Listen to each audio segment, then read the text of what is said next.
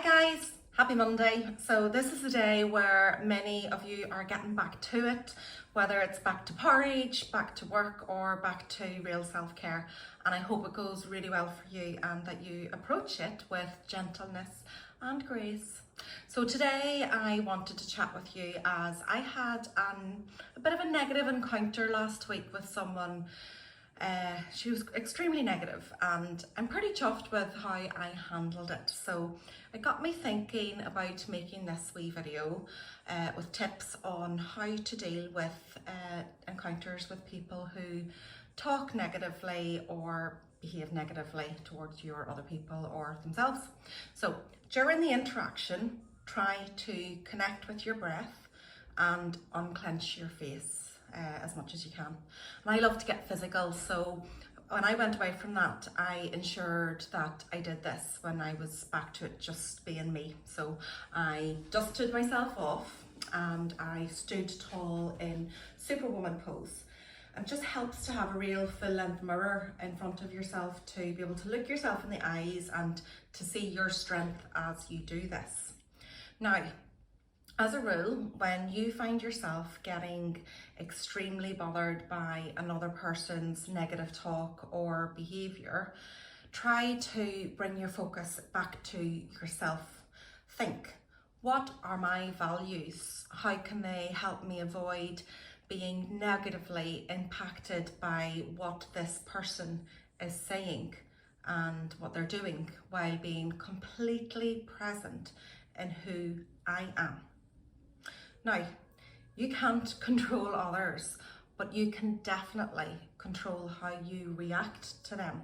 So take responsibility for how you act around them, okay? So by taking responsibility, you can act within your circle of influence, and I can do another video of on circle of influence if you like, but within your circle of influence, this is where you have the power to control your thoughts and take your actions in a positive direction.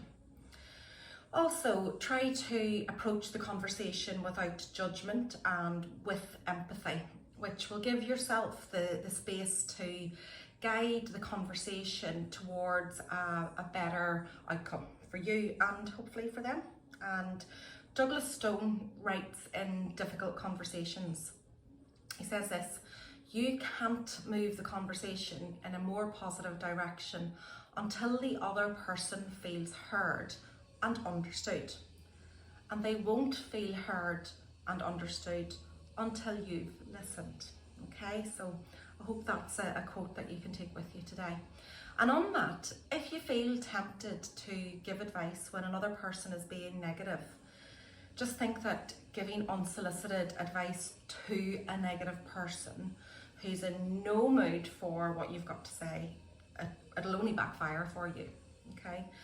Now, during and after this recent encounter, I reminded myself, it has nothing to do with you. Negative people are negative and we're always going to have them. If they're critical or harsh, they're like that with everybody, so don't make it personal. And that's a big learn I've been working on for quite some time. And also look for the positive. So even in people who you feel are negative, try to find some positivity in them. Sure, they may complain a lot, but maybe they're also the first person to offer to pet sit when you go on holiday, or they give you support and ideas for projects that you have or things that you want to do in your life. And ask yourself, what can I learn from this encounter? You know, what can I take from this? Always trying to find a positive. Now, while you may need to sound off, try to avoid complaining about it to others, as you'll just be spreading the negativity. Please try your hardest to not contribute to the contagion of negativity. We've got enough of it in our world.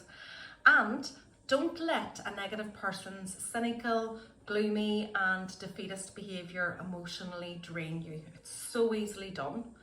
Don't let it impact your productivity and what you can do and turn you into the very person you struggled with at first. You don't want to be that person. You've got an issue with it in the first place. And finally, it's vital that you set boundaries around what you permit and what is completely unacceptable to you. unless you are careful about the amount of negativity you are letting into your life, at some point it can really get the better of you. So let others politely know when they break these boundaries. Try and take proactive steps to stay away from negativity by limiting exposure and saying no to activities where such emotions tend to run high. Okay, so Brené Brown, one of my favourites, she writes in The Gifts of Imperfection. You ready for this? Hope you're listening.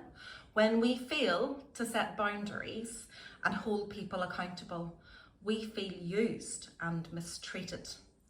And this is why we sometimes attack who they are, which is far more hurtful than addressing a behaviour or a choice. Okay, so to conclude today, I'm going to conclude with another quote by Mike Bechtel.